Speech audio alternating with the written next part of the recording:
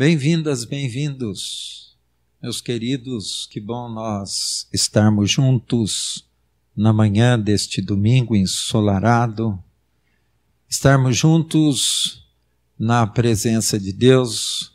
Eu costumo dizer o seguinte: você e eu sempre estamos na presença de Deus. Aqui, quando nós nos reunimos, seja aqui os que estão presentes, sejam os que estão em casa, nós nos reunimos na presença de Deus. Nos reunimos com um só propósito de buscá-lo, de cultuá-lo, de agradecer por todas as bênçãos, sobretudo por reconhecer que Ele é o nosso Deus, o único Deus verdadeiro. Nós não estamos reunidos aqui em nome de uma religião, concorda comigo? Nós não estamos reunidos aqui em nome de uma religião. Qualquer pessoa que quiser estar conosco em nome de Jesus é muito bem-vindo, porque entre nós e o nosso Deus, aqui no meio, só existe uma pessoa, é Cristo Jesus. E é em nome de Jesus que nós estamos reunidos aqui. Bem, queridos, vamos orar nesse instante. Senhor nosso Deus, nosso Pai, querido Deus que está conosco nesta manhã, está conosco todos os dias. O Senhor prometeu que estaria conosco todos os dias e até a consumação dos séculos.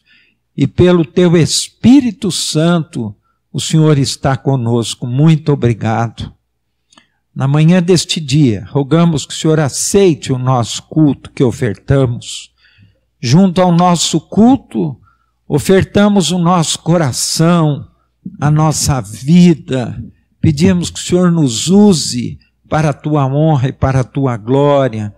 Nos capacite para podermos testemunhar cada dia a respeito do Evangelho de Jesus. Antecipamos, ó Deus, a nossa intercessão, especialmente em favor daqueles que estão internados. Antecipamos a nossa intercessão em favor daqueles que estão nas UTIs. Rogamos pelos médicos, enfermeiros, por todos aqueles que trabalham nos serviços essenciais. Fica conosco neste domingo, o dia todo, ó Deus, nós oramos em nome de Jesus. Amém. Amém. Louvemos ao Senhor.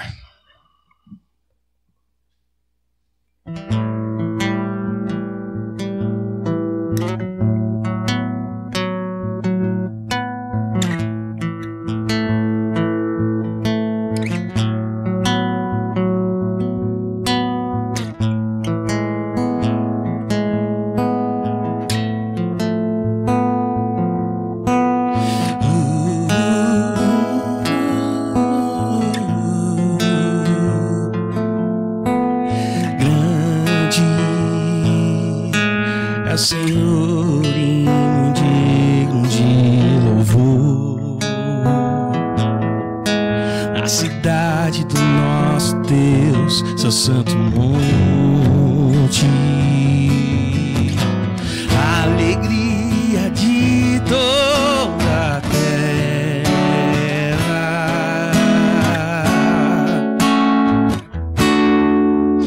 grande é o Senhor em quem nós temos a vitória,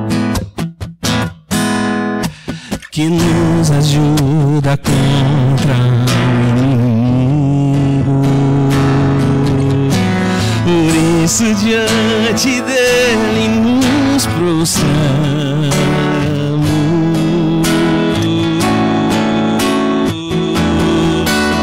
queremos o teu nome engrandecer e agradecer-te por tua obra em nossas vidas, com Confiamos em teu infinito amor, pois só tu és o Deus eterno sobre toda a terra e céu.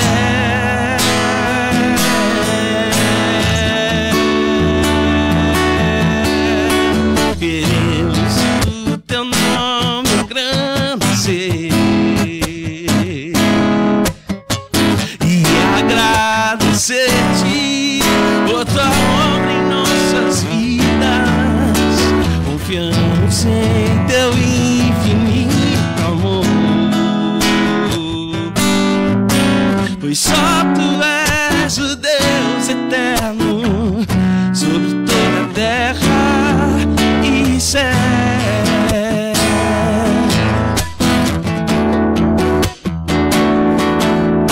Essa paz que eu sinto em minha alma não é porque tudo me vai bem.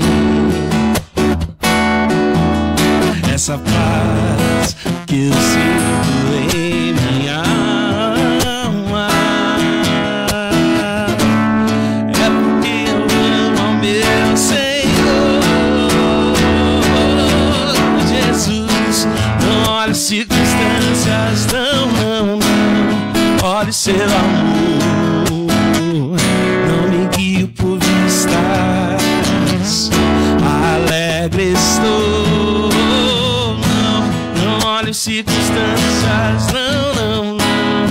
Olhe seu amor, não me guio por vistas. Alegre estou, ainda que os campos não floresçam e a vide não dê o seu fruto, ainda que os montes se lancem ao mar, toda a terra trema, hei de confiar. Não olhe as circunstâncias, não, não, não. Olhe seu amor, não me guio por vista. Alegre estou, não olhe as circunstâncias, não, não, não. Olhe seu amor, não me guio por estar. Alegre estou, glória, glória, aleluia. Glória, aleluia, meu Senhor Jesus. Glória, glória, aleluia. Glória, aleluia, meu Senhor. Não olhe circunstâncias, não, não. Olhe seu amor, não me guio por vista. Alegre estou, não olhe as circunstâncias, não, não, não. Olhe seu amor, não me guio por vista. Alegre estou.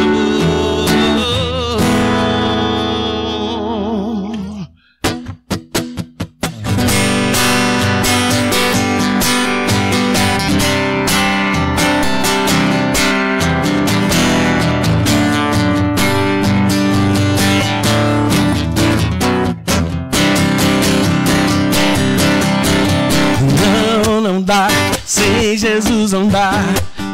Não dá, sem Jesus não dá pra viver. Não dá, sem Jesus não dá. Oh, não, não. Os que confiam no Senhor são como os montes em Sião, que não se abalam, mas permanece para sempre. Como em volta de Jerusalém estão os pontes, assim o Senhor em volta do seu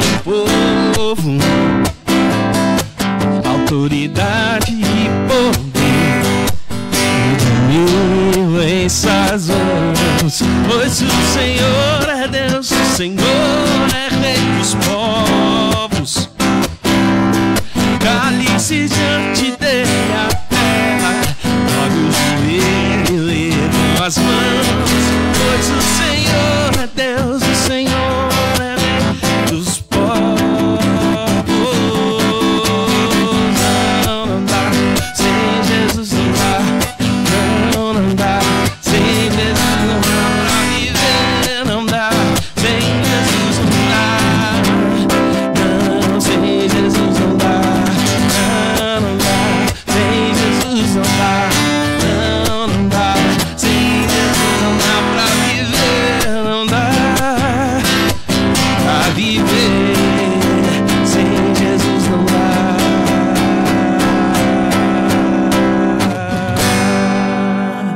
Oremos nesse instante. Senhor, muito obrigado, porque neste tempo tão difícil, o Senhor tem nos fortalecido em meio à angústia. Ó Pai, que a Tua palavra chegue aos nossos corações e que os nossos corações sejam um solo fértil desta semente que será lançada, que dê frutos para a Tua honra e glória. Em nome de Jesus, amém.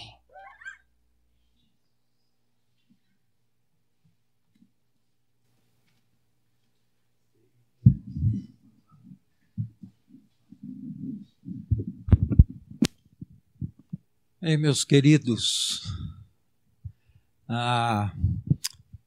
os irmãos sabem que nós estamos transmitindo simultaneamente, de manhã aqui e à noite lá para Piracaia. E eu estou orando para que no próximo domingo, vamos ver como é que as coisas vão se desenrolar durante essa semana, nós já vamos reiniciar os cultos em Piracaia também. E hoje à noite nós vamos estrear o nosso culto vespertino, culto da noite. Que horas vai ser? Já acertaram a hora? Não?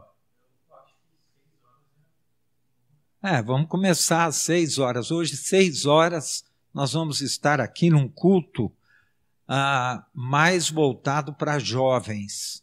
Mas como diz o Guilherme, jovens de 8 a 80, então se você quiser estar conosco, né? Jovens de 8 a 80. Queridos, vamos abrir a palavra segundo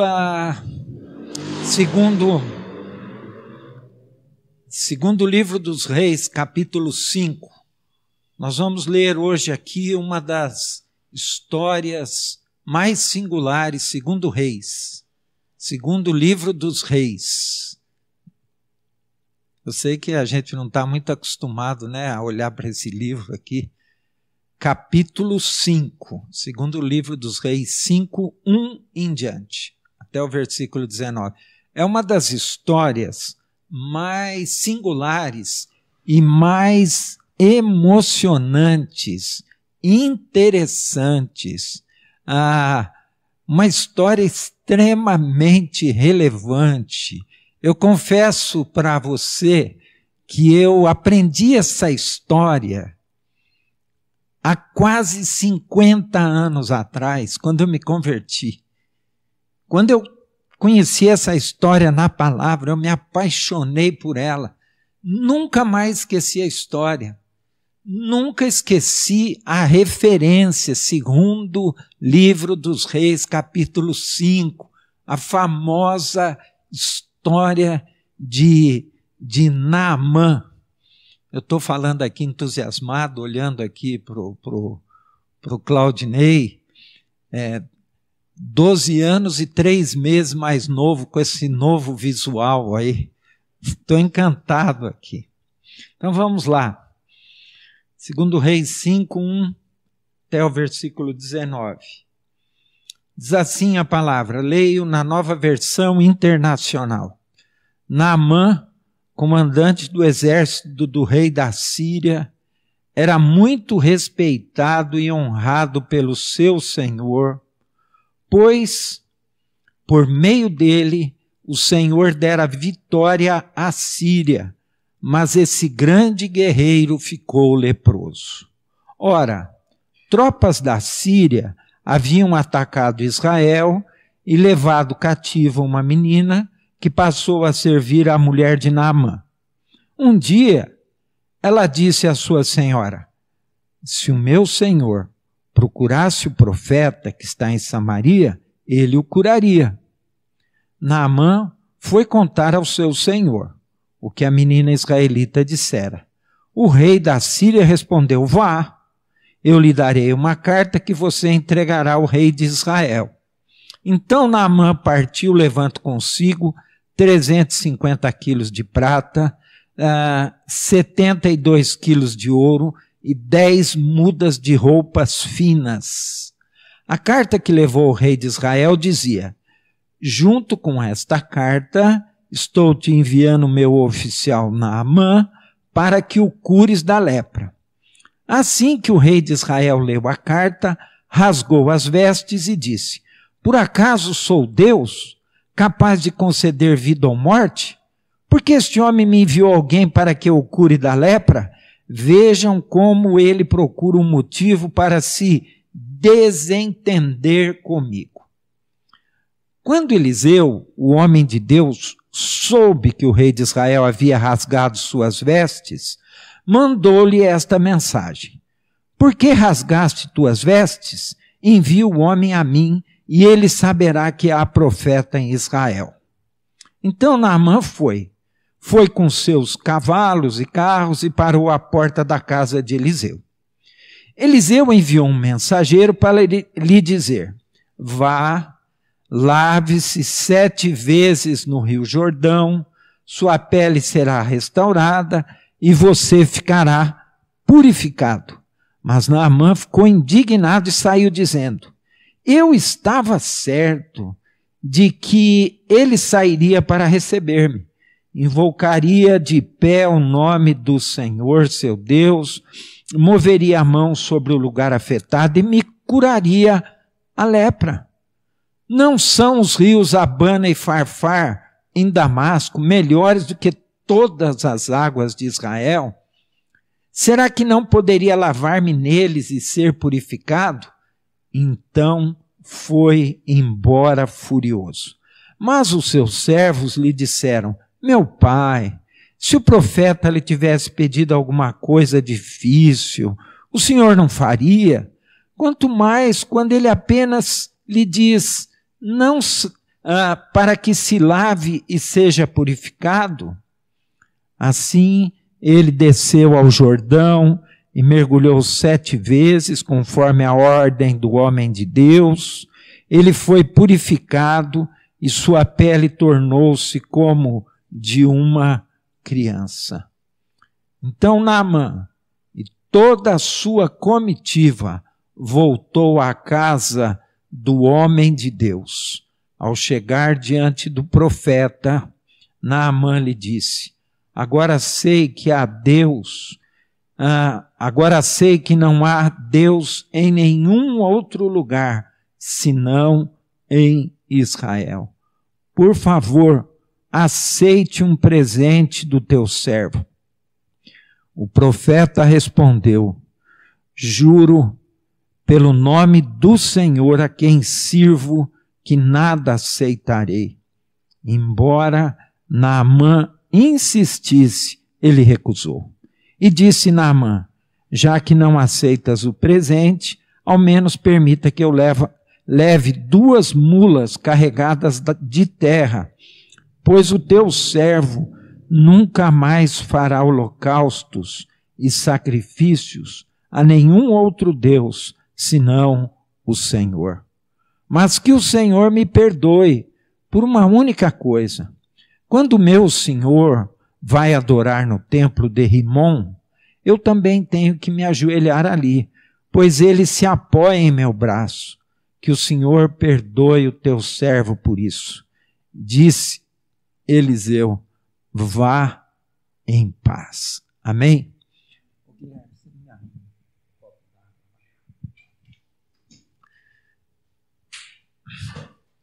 Queridos, essa história se dá depois da separação entre Judá e Israel. 10 tribos estavam de um lado e se denominavam Israel, e 2 tribos estavam juntos de outro lado, Judá e esqueci agora qual, Benjamim, estavam do outro lado.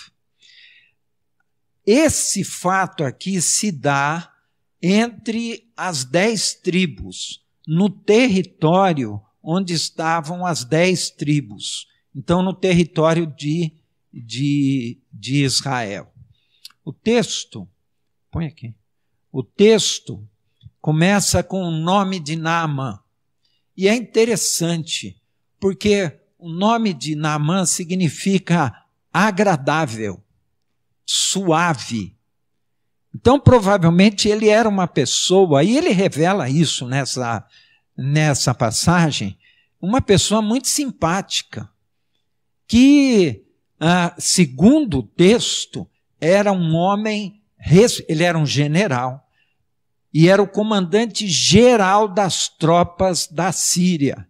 A Síria havia atacado Israel várias vezes, e há muito pouco tempo atrás do acontecimento desse fato, eles já tinham atacado Israel e tinham levado uma menina cativa, uma empregada doméstica da casa de Naamã, era uma israelita escrava.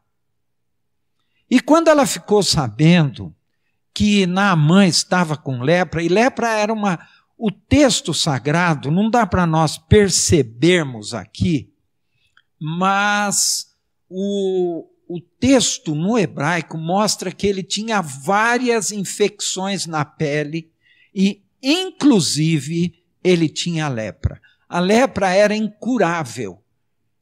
E dependendo do estado em que a pessoa estava, morria por causa da lepra. Coisa que já não acontece hoje, né?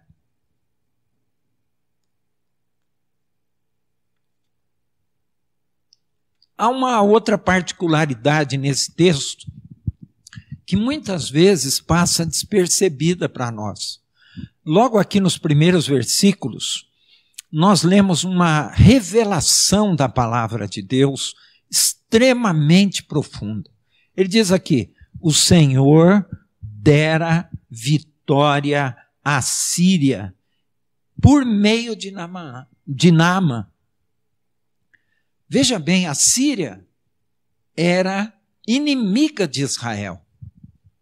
E, no entanto, o texto está dizendo que Deus tinha dado à Síria muitas vitórias, e o instrumento dessas vitórias era Naamã, o grande general comandante. Deus estava usando a Síria para, entre outras coisas, disciplinar Israel. Então, muitas vezes, nós vamos ficar pensando aqui, como que Deus usa um povo inimigo, um povo que não é o povo dele, para disciplinar Israel. Porque a Síria tinha vencido Israel, tinha espoliado Israel.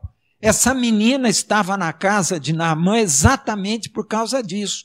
Israel tinha perdido dessas 10 tribos, tinha perdido a guerra para a Síria. Não fazia muitos anos, pela instrumentalidade de Naamã.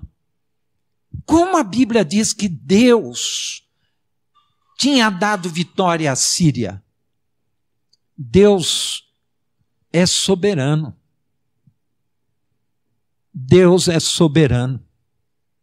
Eu sei que hoje muita gente fala mais do diabo na igreja do que de Jesus. Eu digo muita gente porque não é todo mundo, né?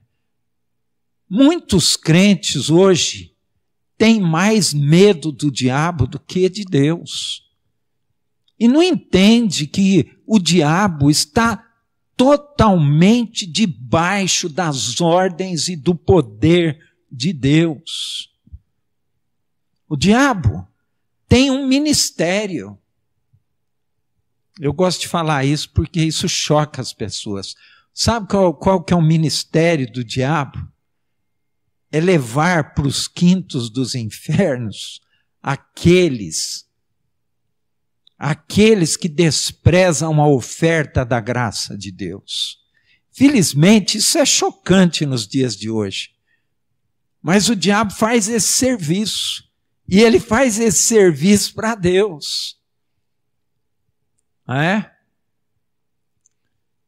Quando um servo de Jesus morre, e eu já vi vários testemunhos de pessoas que quando estavam assim, eu sei que não é uma hora muito boa para a gente falar em morte nesse tempo de Covid, mas eu acho que isso consola o nosso coração, ou pelo menos deveria. Ao meu coração consola profundamente.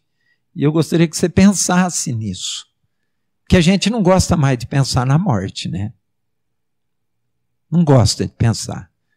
Eu tenho uma amiga que não vai a cemitério simples, não gosta, não faz bem para ela, né? E nós temos dificuldade mesmo de pensar nessa hora derradeira, que todos nós um dia... E a palavra de Deus diz que quando um discípulo de Jesus parte deste mundo, os anjos vêm buscá-lo e o levam. Ele não vai a pé. Ele não sobe uma escada. Ele é carregado pelos anjos. Além disso, o Espírito Santo nos conforta. O Espírito Santo nos conforta. E é um conforto diferente de tudo que a gente já recebeu na vida. Quando nós estamos para passar desse mundo, o Espírito Santo vem sobre nós e nos conforta, nos dá paz. É um mistério. Eu já fui visitar pessoas que estavam nas últimas horas, nos últimos dias da vida. E eu saí daquelas visitas confortado. Pessoa dizendo, olha, eu estou em paz, eu sei que eu vou partir, eu estou em paz. Eu estou em paz. Então, meus queridos, quem não é discípulo de Jesus, eu acredito que não sejam os anjos que vêm buscar, não.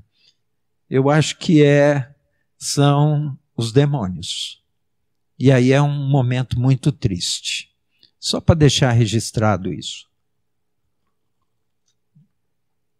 Uma menina anônima, a palavra de Deus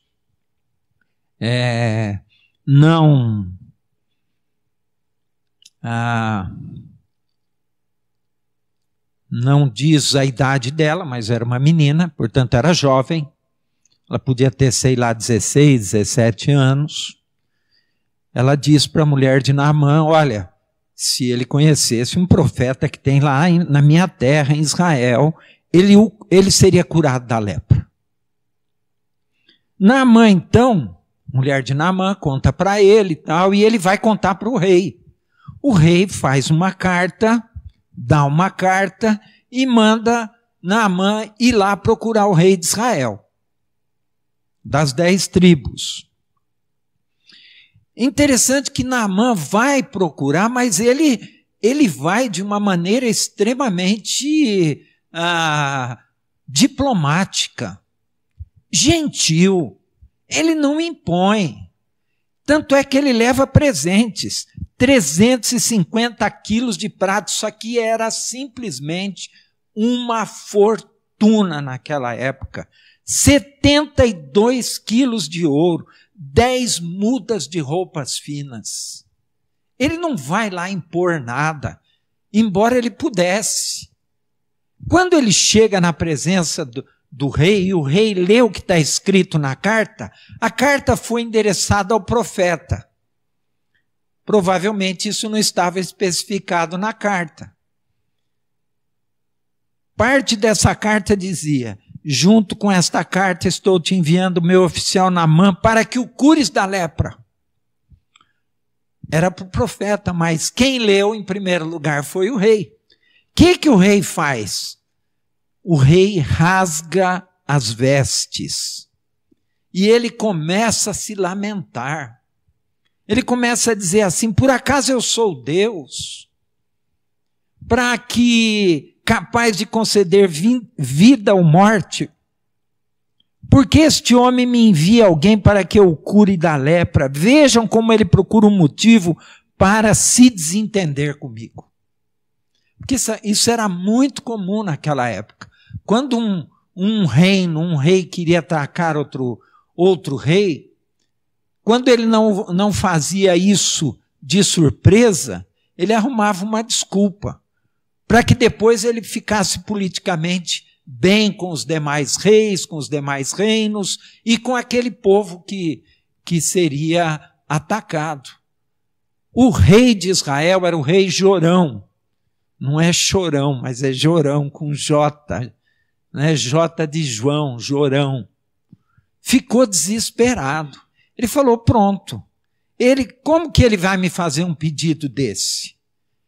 Mas naquela época não tinha telefone, não tinha celular, não tinha rede social, mas as conversas corriam e o profeta Eliseu ficou sabendo do que estava acontecendo. Quando ele ficou sabendo que o rei estava desesperado, que ele tinha rasgado as suas vestes, rasgar as vestes era uma maneira de dizer: olha, não tenho o que fazer, eu rasgo as minhas vestes, eu estou nu aqui para mostrar que eu não tenho nenhum recurso para resolver isso aí. Olha, eu não tenho nada, nem a minha veste resolve isso. Então, quando Eliseu fica sabendo, quando ele sabe que o rei de Israel rasga as suas vestes, ele manda uma mensagem confortadora e desafiadora para o rei. Veja bem, agora é o homem de Deus que entra em ação. Agora é o homem que conhece as coisas espirituais. É o homem de fé que entra em ação aqui. Por quê? Porque ele não olhava só as circunstâncias. A fé nos permite, tanto ao homem de Deus, é qualquer um de nós hoje, que nós possamos olhar além das circunstâncias. Se nós, por exemplo, nos dias de hoje, colocarmos as nossas vistas, se nós ficarmos olhando só para esse tempo de angústia, de dor, de pandemia, de morte, de problemas econômicos, se os nossos olhos estiverem apenas nas circunstâncias que podem ser vistas, se nós não enxergarmos o dia a dia que nós vivemos pela fé, se nós não formos capazes de enxergar o invisível, nós vamos desanimar no nosso coração. Nós vamos agir exatamente como o rei de Israel. O rei de Israel não viu saída para ele. O rei de Israel olhou apenas para as circunstâncias. E o profeta disse para ele assim: você não está entendendo nada. Você não está enxergando o que Deus quer fazer. Nós também hoje não estamos entendendo. Tem irmãos queridos nossos internados aqui em hospitais na nossa região, numa situação extremamente delicada. Tem vários pastores internados e os médicos não dão nenhuma garantia que eles vão sair, todos eles com Covid, evidentemente. Mas nós precisamos desenvolver no nosso coração a capacidade espiritual de olhar além das circunstâncias. Então, Eliseu fala para o rei: fique em paz, manda esse homem para mim, envia o homem a mim, e ele saberá que há profeta em Israel. Aí o rei entendeu e disse para Naamã: não é comigo isso. Não sou eu que vou resolver o seu problema.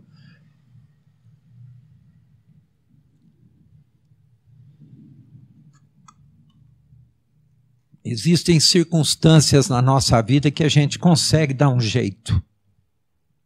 Existem dificuldades, problemas, que a gente consegue contornar. Claro, Deus nos dá as condições, mas existem circunstâncias que se instalam na nossa vida que são humanamente incontornáveis. Incontornáveis. Só uma intervenção de Deus pode mudar a circunstância. Só Deus. Esse aqui é um caso. Essa era uma circunstância que só uma intervenção divina. E é claro que Deus faz muita coisa para a sua honra e sua glória na nossa vida. E às vezes a gente faz o quê? A gente perde a paciência. A gente perde a paciência. A gente olha para aquilo e fala, né, Elaine? Ninguém merece. Ninguém merece. Quantas vezes nós fazemos isso? Aí você se apronta para ir no casamento, né? E fura o pneu do carro. Aí você tem que trocar o pneu. E chega tudo suado lá no casamento. Você fala, ninguém merece. É uma coisa tão simples, né? E as coisas grandes que acontecem na nossa vida? E os dramas familiares? E as situações difíceis? E as lutas? E os problemas financeiros? Nós precisamos cada dia exercitar a nossa fé, olhar para as circunstâncias e enxergar o invisível, olhar com a fé, porque Deus usa as dificuldades, os problemas para trabalhar na nossa vida. Então, quando Naamã chega ali na casa de Eliseu, em vez de Eliseu ir recebê-lo com todas as honras, o que Eliseu faz? Ele manda um mensageiro dizer para o general Naamã, vai até ali no Rio Jordão e você vai se lavar 7 vezes e a sua pele será restaurada e você ficará purificado. Naamã não estava esperando isso. Naamã era um homem respeitado, honrado. Depois do rei, era Naamã na Síria. E ele queria receber honras. E quando ele ouviu o que o profeta mandou dizer, e pior, quando ele viu que o profeta nem veio atendê-lo, o texto diz aqui, ficou indignado e foi embora, desistiu. E ele saiu dizendo, eu tinha certeza que ele ia sair para me receber, que ia invocar o nome de Deus, e ele ia pôr a mão sobre o lugar afetado e me curaria da lepra. Tem rio lá na Síria muito melhor do que qualquer rio. É isso que ele diz aqui no texto, de Israel. Será que eu não poderia me banhar num deles e ser purificado? E foi embora furioso.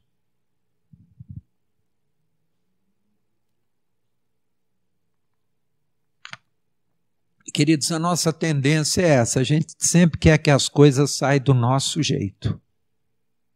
E às vezes Deus quer nos abençoar, mas não do nosso jeito, do jeito dele. Porque sempre a maneira de Deus é a melhor, mesmo que nós não entendamos. Mas Naamã era um homem agradável, era um homem flexível. Passada aquela irritação, os seus servos começaram... Veja bem, ele era um homem tão amado que os seus servos o chamavam de pai. Mas também essa era um tratamento naquela época de honra. Você chamava uma pessoa mais velha de pai, uma pessoa de autoridade, uma pessoa que devia ser honrada, né? era o caso de Naamã. E aí os servos de Naamã, depois que ele se acalmou, disseram para ele o seguinte: meu pai, se o profeta tivesse pedido alguma coisa difícil, o senhor não faria? Quanto mais quando ele apenas lhe diz para que se lave e seja purificado. Aí Naamã, que era um homem flexível, que era um homem simpático, que era um homem agradável, conforme o significado desse nome, Naamã, o que ele faz? Fala, é verdade, é verdade. Ele admite. Ele vai, desce ao Jordão e mergulha 7 vezes, exatamente conforme a ordem do profeta. E aqui Deus começa já a terminar aquilo que ele estava começando na vida de Naamã. Porque o que Deus estava começando na vida de Naamã seria e foi muito maior, mas muito maior do que a cura da lepra.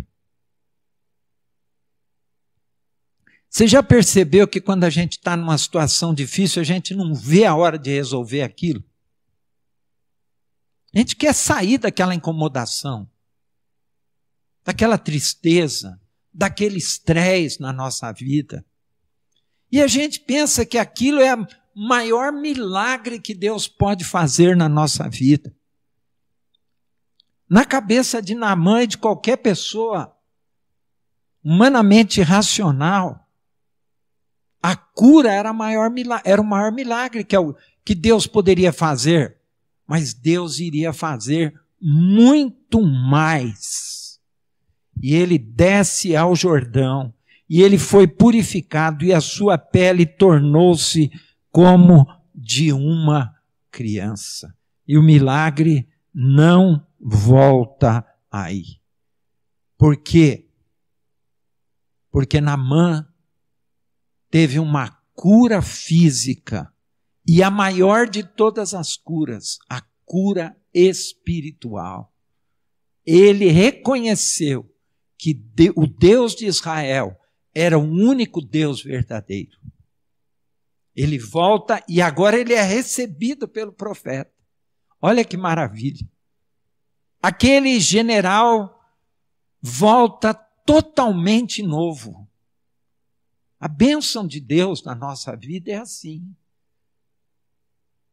A bênção de Deus na nossa vida é completa. Às vezes nós não nos damos conta disso. Que quando Deus nos abençoa, Ele nos abençoa completamente. Porque Deus não faz nada pelas metades.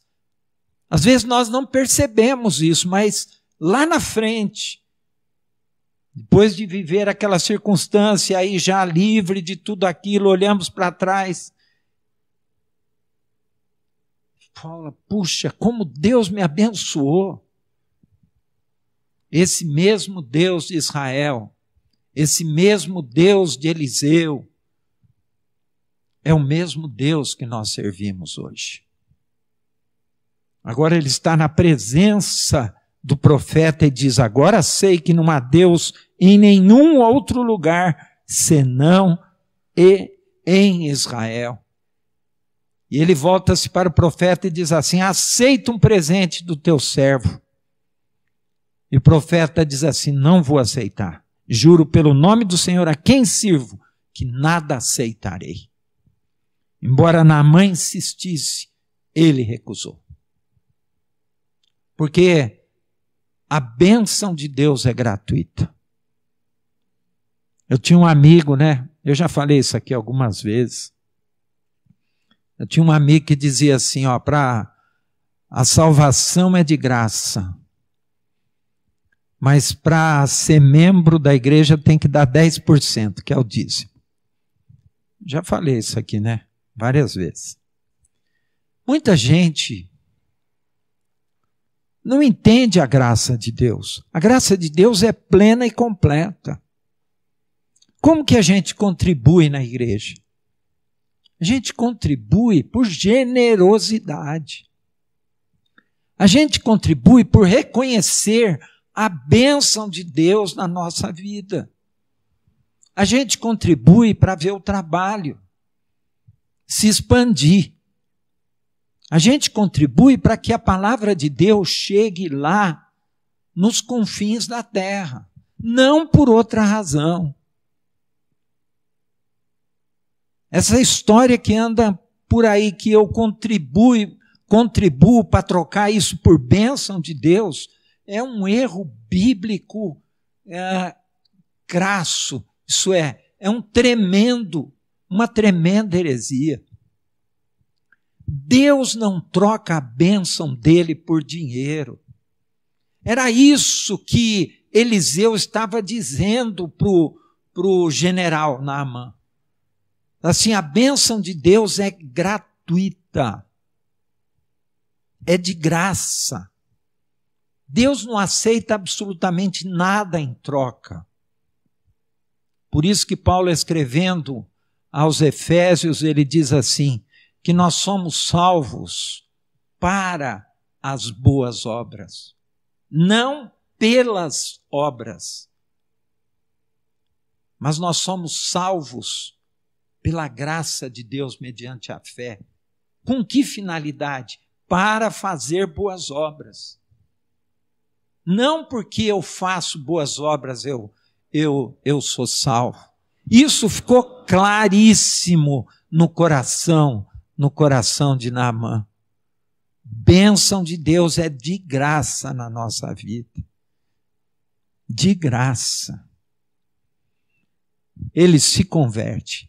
Ele recebe uma bênção tão grande, que é a cura física e a cura espiritual.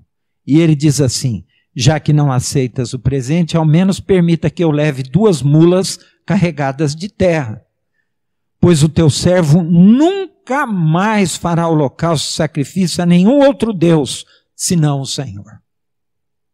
O que queria fazer? Ele ia pôr aquela terra lá na casa dele, na Síria, e ia apresentar as suas ofertas, seus holocaustos, suas oferendas ao Senhor de Israel.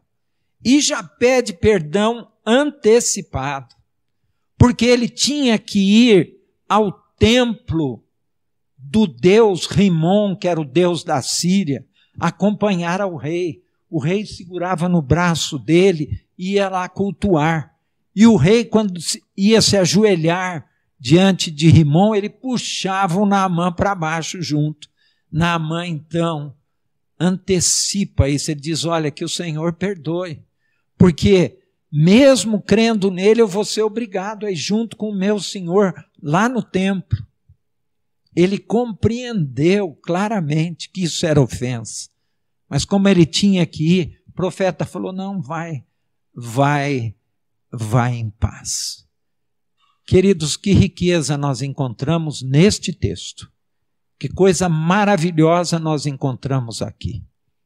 Nós encontramos aqui um Deus que, quando nos abençoa, um Deus soberano, que é soberano sobre todas as coisas, que é soberano sobre todos os povos.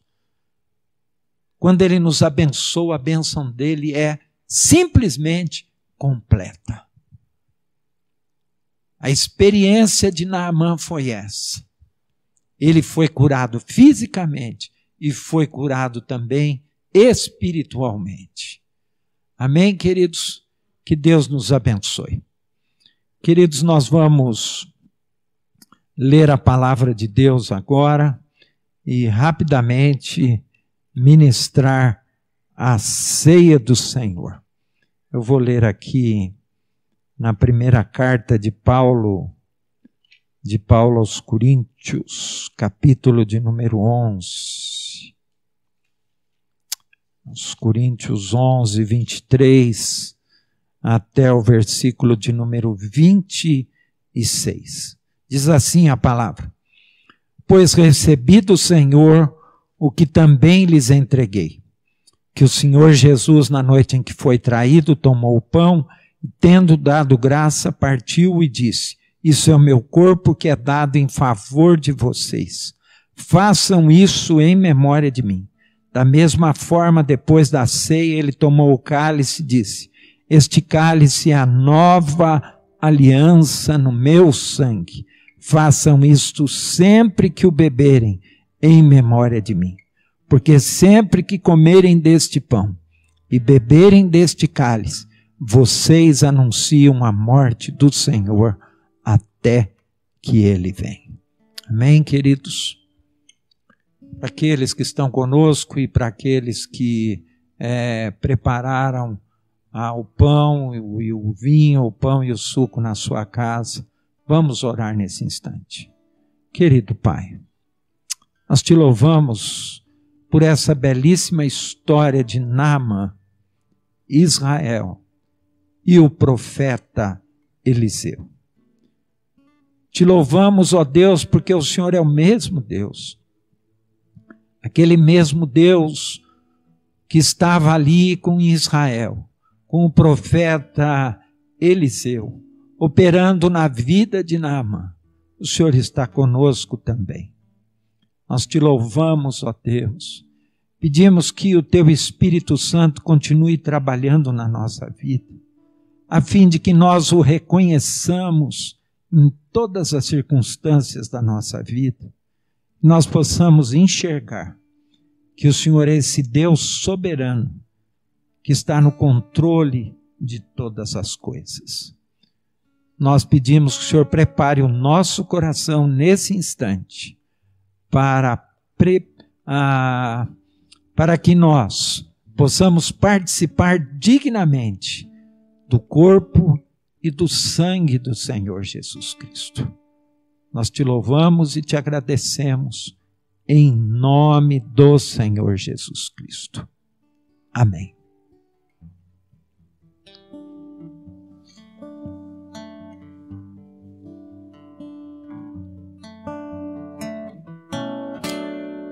O Senhor Jesus Cristo, naquela noite memorável, tomou nas suas mãos o pão e disse: este é o meu corpo que é dado por vocês.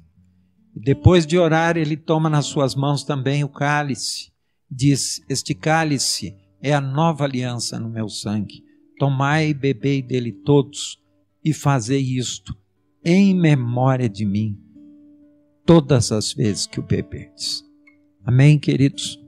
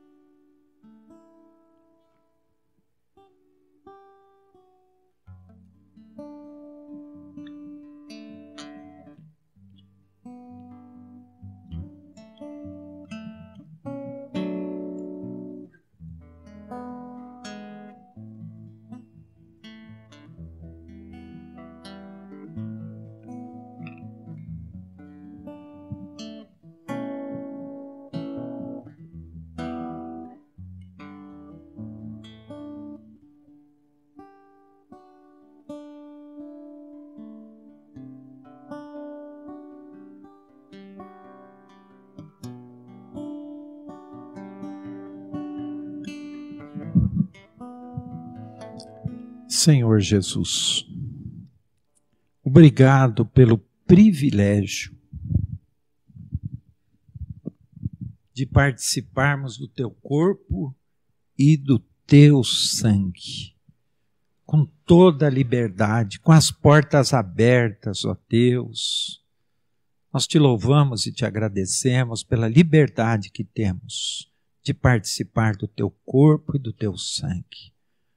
Lembramos agora dos povos perseguidos, daqueles cristãos em tantas partes do mundo que precisam participar da ceia escondidos, porque são perseguidos.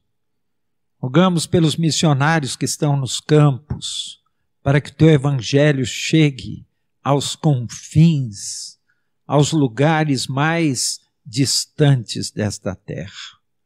Abençoa cada irmão, cada irmã. Abençoa, Senhor, a nossa cidade. Abençoa o nosso país neste momento de tanta incerteza, neste momento de pandemia. Abençoa as nações, ó Deus. Que homens e mulheres busquem ao Senhor nesse tempo. Saibam que o Senhor é Deus e o Senhor está acima da pandemia, acima de todas as coisas. Ó Deus, que muito em breve a maioria do nosso povo possa ser vacinada e que nós possamos sair dessa situação o mais rápido possível. E agora, Deus, despede-nos em paz e que a graça do Senhor Jesus Cristo e que o amor insondável de Deus, o nosso Pai, e a presença, o poder e as consolações do Espírito Santo sobre cada um de nós esteja e permaneça, hoje e para sempre. Amém.